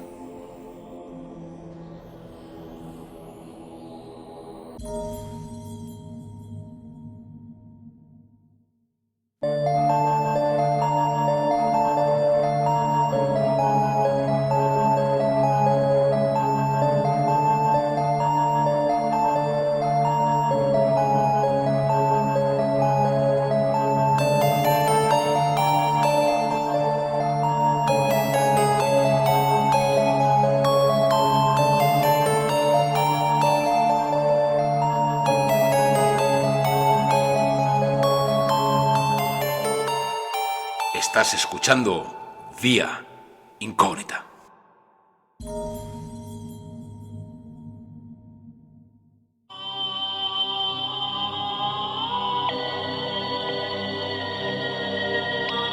Hoy tenemos con nosotros a Raúl Ferrero, quien viene a hablarnos de su último libro, escrito junto a Ángel Beitiga, Oficios Mágicos y Ocultos, que viene de parte de la editorial Almuzara. Raúl Ferrero, 1975, vive en Valencia, licenciado en Derecho por la Universidad de Valencia y titulado como corredor de seguros, compagina su trabajo con la afición por el mundo del misterio, del folclore popular y la España mágica. Es autor del libro Brujas, sabias y malditas, ensayo histórico sobre el mundo de la brujería, editado por la editorial Guante Blanco en abril del 2021. Colaborador en diferentes medios de comunicación y prensa escrita en la divulgación del misterio. Ángel Beitia, 1970, es un buscador de la historia, de la antropología y de los misterios. Está formado en Historia de la Alhambra, Universidad de Granada, Historia de Venecia, Universidad Ca' Foscari y otros estudios de historia medieval por la Universidad de Barcelona. Ha publicado diversos reportajes en medios escritos y digitales. Es el autor del libro Recónditos enigmas a la luna de Valencia, que reeditó en el año 2020, ampliando su primera edición. Hierofanías y encantamientos, así como de un fascinante viaje por el misterio de Venecia, Recónditos enigmas entre canales. Venecia. Es un habitual invitado en diversos congresos y conferencias del misterio y enigma, además de ser organizador de eventos de esta temática. Puesto que la voz la pone el buen amigo Raúl. Raúl, bienvenido a Vía Incógnita y este espacio es para ti.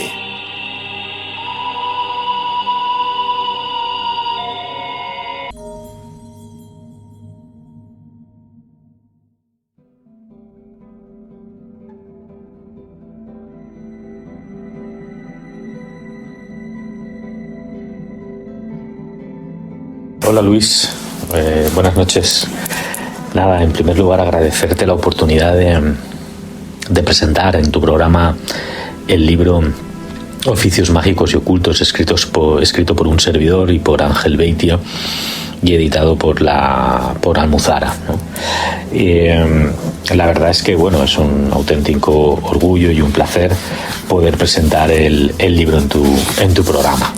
El objetivo del nacimiento de este libro es, bueno, en primer lugar, escribir el libro en compañía con Ángel Beitia ha sido un auténtico placer, una gran satisfacción, porque al final el escribir de forma conjunta lo que te permite también es compartir conocimientos de la otra persona que muchas veces no están en disposición tuya o no los tienes, y intercambiar esos conocimientos entre los dos te hace enriquecerte también de muchas cosas y bueno, y al final compaginar de alguna forma el hecho de esa sabiduría, ¿no? y de esos oficios que en este caso en concreto pues muchos domina más Ángel, otros domino yo mejor, y al final pues bueno, de forma conjunta pues sale un libro que la verdad es que es una auténtica pasada, y sobre todo un trabajo de investigación, de documentación, de buscar en legajos, en revistas de la época, en archivos, ¿no? Porque nos gusta investigar y nos gusta escribir desde un punto de vista riguroso, objetivo, y sobre todo basado en la documentación, ¿no? Profundizando, ¿no? En ese folclore y en esa antropología popular tan rica que tenemos en nuestro país. Bueno, el objetivo al final de estos oficios no era otro que cubrir un vacío profesional, ¿no? en la sanación de enfermedades a las cuales la medicina no podía dar respuesta, ¿no? Pero yo creo que previamente, y yo creo que es importante también para nuestros oyentes, que no podemos juzgar el pasado con la mentalidad que tenemos hoy en día, porque hay que tener en cuenta que la gente de aquella época tenía o buscaba esos remedios naturales para curar enfermedades de forma distinta a como podemos verlo hoy en día, ¿no? Y nos pueden parecer un tanto extravagantes, un poco estrambóticos, ¿no? Pero fueron oficios que existieron, que estuvieron presentes y que tuvieron un papel social muy importante, ¿no? Hay algunos de estos oficios que tocaron la magia y se basaron en todo un conjunto de artes y creencias ocultas, supersticiones, y otros que no lo fueron tanto, ¿no? Podemos enumerar como oficios mágicos, pues podríamos hablar de los adivinos, de los astrólogos, de los alquimistas, evidentemente, incluso los curanderos, y otros que no fueron tan mágicos, ¿no? Porque tenían un cierto componente social, como podía ser el exorcista o incluso los verdugos, las acabadoras o los saludadores, por ejemplo, ¿no? Hay que tener en cuenta que todos los oficios que tratamos en el libro tienen un origen en las civilizaciones antiguas, ya sea en la mesopotámica, en la sumeria, en la griega, en la romana incluso, ¿no? Donde, por ejemplo, en la civilización griega existía la figura, ¿no?, del iatromanteis, que era una especie de curandero, de herbolario y de adivino, ¿no? Y que trataba de dar solución a aquellas enfermedades donde la medicina no llegaba. Dos personajes muy conocidos, como eran Pitágoras y Empédocles, eran considerados como esta especie, ¿no?, de adivinos. Empleaban una técnica que era el hierologoi, que se dice, o palabras sagradas, ¿no?, que lo podíamos traducir como en salmos o curación por la palabra. Hay un libro muy bueno de Pedro Lainentralgo que se llama así, se titula así, Curación por la palabra, y es que al final llevaban a cabo pues toda una serie de plegarias, se invocaba a la divinidad, se exponía el motivo por el cual se invocaba y luego había una súplica, ¿no?, para cerrar esa curación. Y esta serie de oficios han ido derivando poco a poco a los que vamos tratando en el libro, ¿no? Por eso hay un origen no solo en estas civilizaciones griega, romana, etcétera, sino incluso, como tratamos en el libro también, en parte de la brujería bien entendida, no desde el punto de vista maléfico, desde el punto de vista del pacto con el diablo, esa brujería satánica, no, sino desde el punto de vista de la hechicería. Las hechiceras han existido siempre en todas las civilizaciones, ¿no? Lo que pasa es que tenían otro tipo de nombre. Se hablaba de curanderas, de parteras, de comadronas, ¿no?, de adivinadoras, de chamanas, ¿no? Y evidentemente tenían unos amplios conocimientos de la naturaleza, de las hierbas, de las plantas, y por medio de ellas pues evidentemente ayudaban a sanar a las personas, ¿no? Y a partir de ahí es de donde se derivan pues toda una serie de oficios, como puede ser el curanderismo, los animeros, las acabadoras, las plañideras, y donde en cierto modo siempre la brujería o la hechicería ha estado rodeada un poco del concepto de la muerte, ¿no?, del color negro, siempre se le ha tildado como algo oscuro, ¿no? Y estos oficios, por ese toque un tanto oscuro, como puede ser el caso de las acabadoras o de las plañideras, pues se les ha relacionado evidentemente con esa parte, ¿no?, de la brujería o de la hechicería. Hay muchos oficios que tocamos en el libro que la verdad que llaman muchísimo la atención. Hay algunos que hoy en día aún siguen vigentes. Lamentablemente pues lo ejercen personas ya con una edad muy avanzada, como puede ser el caso de los fosores, ¿no?, que quedan 6 en España con pues más de 80 años, y que evidentemente cuando estas personas fallezcan pues será un oficio que tenderá a desaparecer, igual que el de las plañideras, que también prácticamente aún quedan plañideras que ejercen este oficio, o las lloronas, como se dice, ¿no?, en los funerales, pero que también con el fallecimiento de las pocas que quedan pues tenderá también a desaparecer. Al final yo creo que es un libro que se hurga mucho en la antropología, en el bajar a la arena, el tratar con la gente. Hay testimonios reales de gente con la que hemos hablado, gente mayor, y que al fin es un legado para nuestros descendientes, para nuestras generaciones futuras, para que conozcan realmente lo que estos oficios aportaron a la sociedad y aportaron a nuestra historia. Es un libro que está disponible en todas las plataformas, en Amazon, Casa del Libro, FNAC, pero yo siempre hago la misma reflexión. Si podemos acudir a nuestro librero de confianza, a nuestra librería de barrio, pues muchísimo mejor, ¿no? Porque al final Almuzara pues tiene una gran distribuidora detrás, y nuestro librero al día siguiente puede tener el libro en la librería, ¿no? Y ayudamos también a este gremio a que fomentar un poquitín, ¿no?, ese trabajo tan importante que hacen los libreros y que prácticamente no se valora, y que si les compramos a ellos pues será uno de esos oficios que esperemos que no caigan también en el olvido y que desaparezcan, ya que esperemos que el oficio de librero no sea el protagonista de algún otro libro en un futuro donde también se hable de esos oficios mágicos y ocultos y que también haya desaparecido, ¿no? Desde aquí, Luis, darte las gracias nuevamente por darnos la oportunidad de presentar el libro.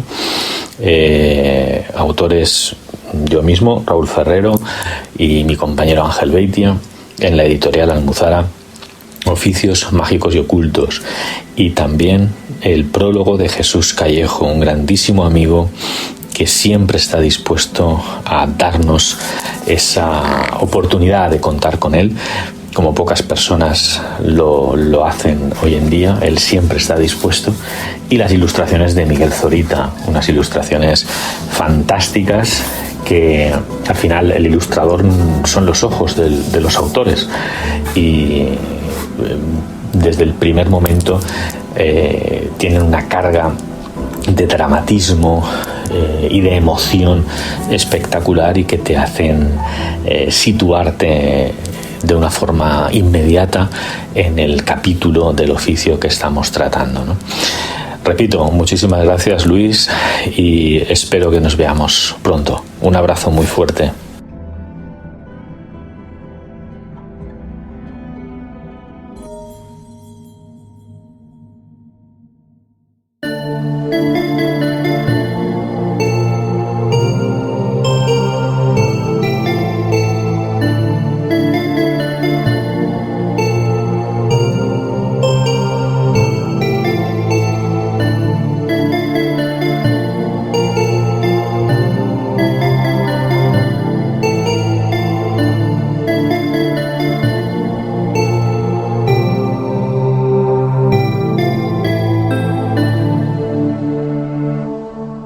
Estás escuchando Vía Incógnita.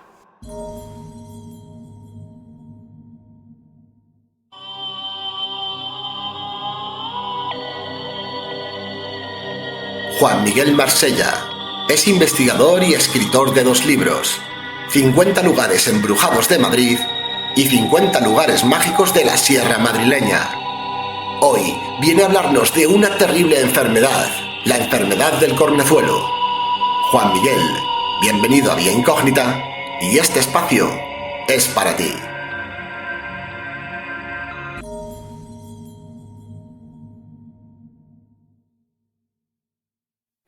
A ver, literalmente, puedes perder las extremidades. ¿Conoces el fuego de San Antonio? Esta enfermedad, también llamada ergotismo, daría muchas explicaciones a muchas de esas historias raras que nos han contado, de diferentes visiones, diferentes apariciones, y por supuesto una terrible enfermedad que, como os he dicho, literalmente perdías las extremidades, se engangrenaban los dedos y se iban cayendo uno a uno, las zonas de los pies. Era realmente terrible. Se conoce desde hace miles de años, y la causante es el cornezuelo del centeno, también muy relacionado con el LSD, más conocido pues para muchos como cartones o tripis. Pero no vamos a hablar de la droga, vamos a hablar del cornezuelo del centeno, porque hay mucha gente que, al saber que el LSD tiene que ver con el cornezuelo del centeno, pues se pueden meter en un lío muy grave, en una enfermedad realmente terrible y con grandes dolores. A lo largo de la historia se han producido diferentes pandemias y plagas relacionadas con una extraña enfermedad que en épocas antiguas y hasta casi mediados del siglo XX, que se produjo el último brote en Francia, no se sabía bien de qué provenía, y era del centeno infectado por el cornezuelo. A pesar de intentar utilizar diferentes curas para paliar este mal, que no solamente aparecían llagas por el cuerpo y perder las extremidades, cayéndosete literal dedo por dedo, partes de las manos quedándosete en muñones, sino que también sufrías grandes alucinaciones, a veces realmente horrorosas, y en otras ocasiones sirvió pues como de inspiración para todo tipo de personajes y artistas. La única cura que encontraron fue el Camino de Santiago. A los enfermos les mandaban al Camino de Santiago y eran atendidos por los antonianos. En Castrojeriz tenemos un ejemplo de un convento y un antiguo hospital de esta orden de San Antonio. Se llamaba el Fuego de San Antonio porque lo comparaban, lo que se vivía, con las tentaciones que el demonio le hizo a este santo en el desierto de Egipto. Los antonianos encontraron una cura. Consistía en cambiar el pan de centeno por candeal de trigo.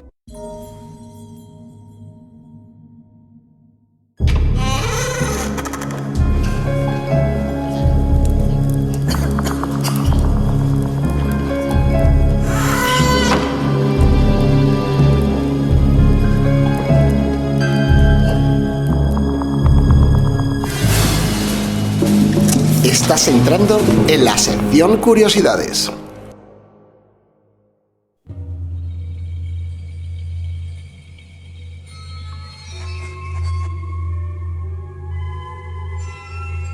Hablamos de Bretaña, un país de leyendas.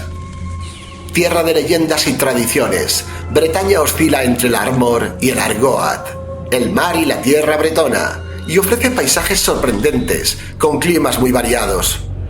Entre la costa esmeralda de la localidad corsaria de San Malo, protegida por sus murallas, y la misteriosa costa de granito rosa, el litoral bretón no se parece a ningún otro. El sendero de los aduaneros, entre las landas y los alcantilados, invita a realizar agradables paseos. Frente a la costa, las islas bretonas rivalizan en encantos. La isla de Groix, la isla de Bréhat, el archipiélago de Glennan, la isla de Guaychant y Villers-en-Mer ofrecen playas salvajes, calas protegidas y faros increíbles. Las Sept Îles, las 7 islas, es la más importante reserva de aves del litoral francés, donde viven frailecillos, cormoranes moñudos y alcatraces comunes. El Cabo Fregel también ofrece un ballet ornitológico entre el mar y las landas. Símbolo y testigo de la historia de la región, el Parlamento de Bretaña, hoy Tribunal de Apelación, es un destacado lugar de patrimonio arquitectónico de Rennes, capital de Bretaña. En el Museo de las Bellas Artes de Pont-Aven podrás descubrir los pintores que han inmortalizado a Bretaña. Además, podemos visitar el bosque de Brocéliande para seguir las huellas de Merlín, de la hada Viviana y del rey Arturo, o dejarte hechizar por el hada Melusina en el castillo de Fougueres. Noticia de junio del año 2022. Arqueólogos descubren un antiguo templo romano en Holanda. Los arqueólogos han descubierto un antiguo santuario romano con un templo romano relativamente intacto en la provincia holandesa de Gelderland, en el centro este del país, describiendo el hallazgo como excepcional. Los voluntarios hicieron el primer descubrimiento en el año 2021 en una ciudad cercana a Limes romano, Patrimonio de la Humanidad de la UNESCO, que representa la línea fronteriza del Imperio Romano en su mayor extensión en el siglo II después de Cristo. Se han desenterrado piedras votivas completas y altares dedicados a varios dioses y diosas en el lugar, que según la agencia estuvo en uso durante siglos durante el Imperio Romano. Varias piezas del yacimiento se encuentran expuestas en el Museo Valkov de Nimega, la mayor ciudad de Gelderland. Y terminamos hablando del sensacional descubrimiento arqueológico de Tartessos, la civilización que nunca existió. Varios expertos señalan que las esculturas encontradas por el CSIC en el yacimiento de Turruñuelo en Badajoz no pueden ser de esa mítica cultura, cuya existencia es pura fantasía. Los samios partieron de la isla y se hicieron a la mar ansiosos de llegar a Egipto, pero se vieron desviados de su ruta por causa del viento de levante, y como el aire no amainó, cruzaron las columnas de Heracles, y bajo el amparo divino llegaron a Tartessos. Por aquel entonces, ese emporio comercial estaba sin explotar, de manera que a su regreso a la patria, los samios con el producto de su flete obtuvieron, que nosotros sepamos con certeza, muchos más beneficios que cualquier otro griego. El texto de Heródoto, recogido en la aventura de Colaios de Samos, en la época de la fundación de Cirene, iba a dar lugar a uno de los mitos de la antigüedad más arduamente perseguidos por la arqueología moderna. Tartessos, una antigua civilización, la primera occidental que habría florecido en el sur de la península ibérica en el siglo XII a.C., no existió en realidad nunca.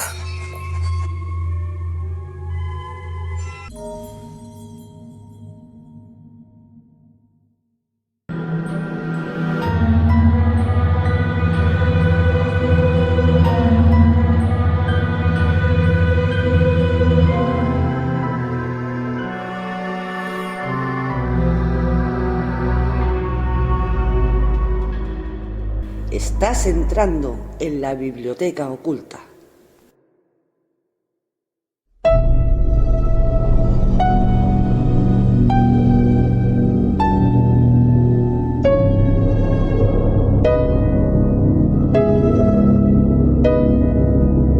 Hoy, en la biblioteca oculta, presentamos El perro negro y Googie Hall, extraído del libro Leyendas de Inglaterra, de Sohan Singh.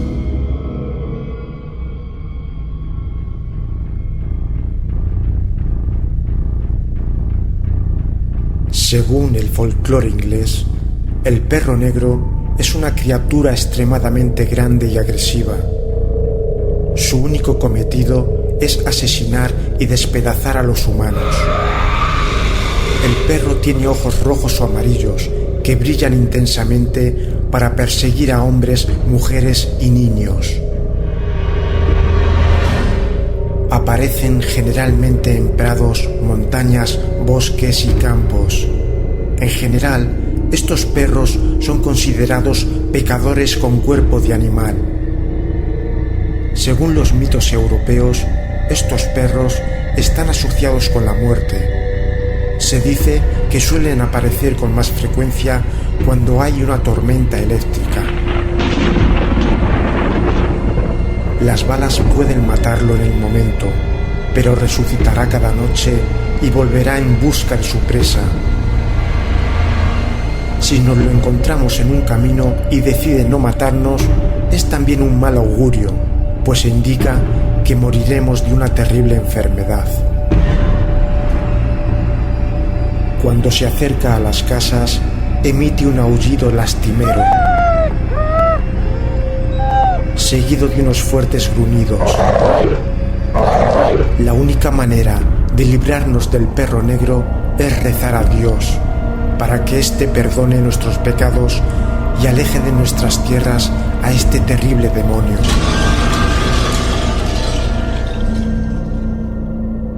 Googie Hall. Al parecer, durante la Edad Media en estas cuevas vivía una anciana con su perro y varias cabras. Más bien, se trataba de una ermitaña, pues la mujer odiaba la compañía del resto de habitantes del pueblo. Así, su carácter cerrado y su aspecto desaliñado y grotesco consiguieron que en el pueblo se la tomara como una auténtica bruja. Durante la época concreta comenzaron a sucederse diversas desgracias. La gente al principio lloraba amargamente suplicando saber la razón por la que se les castigaba así. No obstante, al poco tiempo todos coincidieron en que la culpable de estos males indudablemente debía ser la bruja malvada de Googie Hall.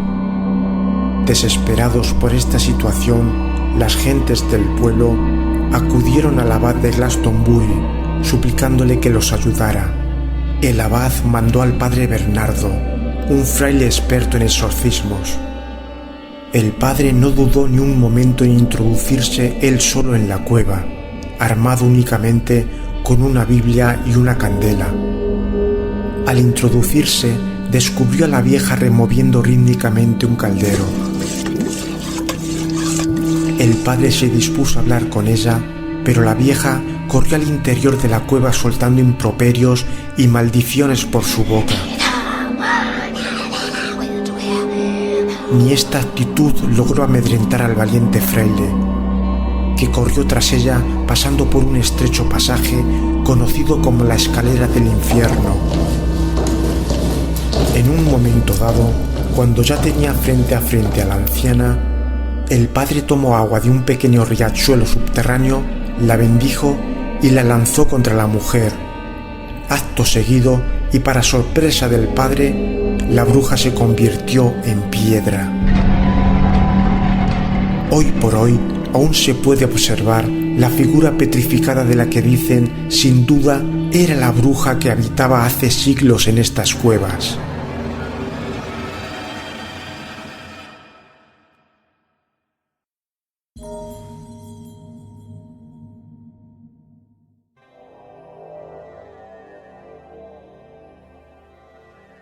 Amigos de Vía Incógnita, hoy me toca hacer de abogado del diablo y poner una pequeña queja y hacer una pequeña crítica.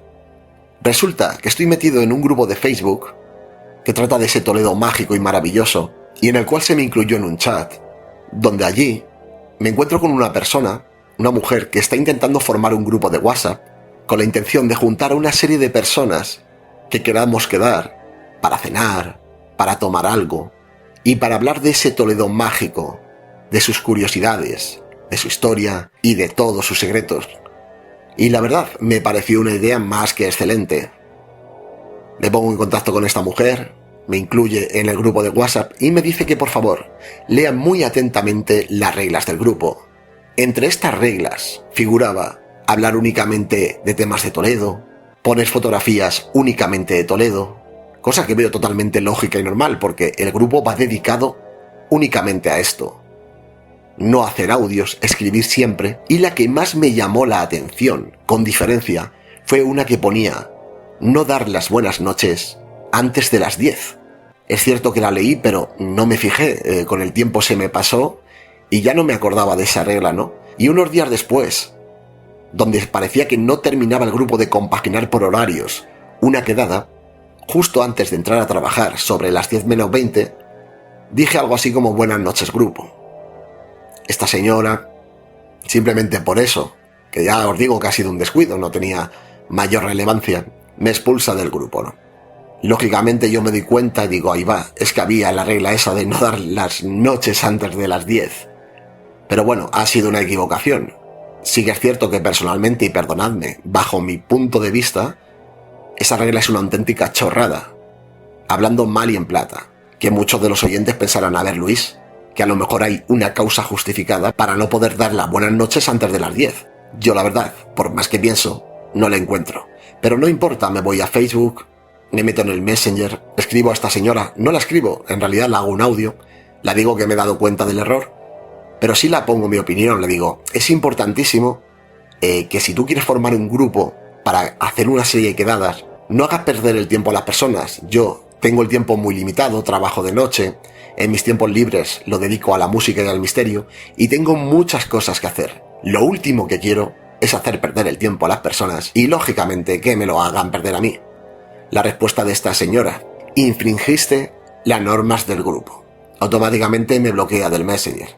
Y lo que hice, lógicamente, fue, a mí me parecía muy buena idea ese grupo, y fui escribiendo a aquellas personas con las que ya tenía confianza, y dije, voy a hacer un grupo de WhatsApp yo, para que podamos quedar de verdad, no dejar las cosas a medias tintas. Un grupo de WhatsApp donde todo el mundo podrá expresarse libremente, hacer audios, y por supuesto, podrá dar las buenas noches en el momento que ellos quieran. ¿Cuál es mi sorpresa cuando estas 3 o 4 personas que ya están en mi grupo de WhatsApp, y ya tengo una confianza con ellas, me dicen algo que me hiela la sangre y que lógicamente no voy a decir aquí, porque tampoco quiero crear tanta polémica, pero podré deciros que esa persona que parecía tan maravillosa, esa persona que quería crear un grupo de WhatsApp para una quedada en Toledo, tenía unas razones muy escondidas y muy ocultas y con un interés prácticamente sociópata. Hay personas en esta vida que son sumamente retorcidas, y la normativa, esa simple normativa de no dar las buenas noches antes de las 10, empieza a darnos un poco la pista de la clase de persona con la que estamos tratando. Yo no sé si esta mujer de nombre Paloma, mucho cuidado con ella, digo su nombre para que nadie sea víctima de sus locuras, tenía unas intenciones de interés, de lavados de cerebro y de liderazgo que a mí, según me lo han contado en confianza estos usuarios, me ha helado la sangre. Con esto quiero decir, amigos Hoy hemos estado hablando del miedo y de la sugestión. Hay personas que tienen miedo a lo paranormal, a lo sobrenatural, a lo extraño, a esas supuestas entidades que llamamos fantasmas, espíritus o espectros. Y no nos damos cuenta que una cara amable, una mirada inocente o una sonrisa bonita pueden ser máscaras que ocultan pensamientos mucho más oscuros. Con esto quiero decir que no terminamos de conocer a las personas, por muy buena intención que veamos al principio en ellas, y que hay que tener mucho cuidado cuando tratamos con desconocidos, porque este caso, el cual no puedo comentar nada más, sí que os puedo asegurar que da verdadero y auténtico miedo. Buenas noches, amigos. Nos vemos muy pronto y que el misterio os acompañe.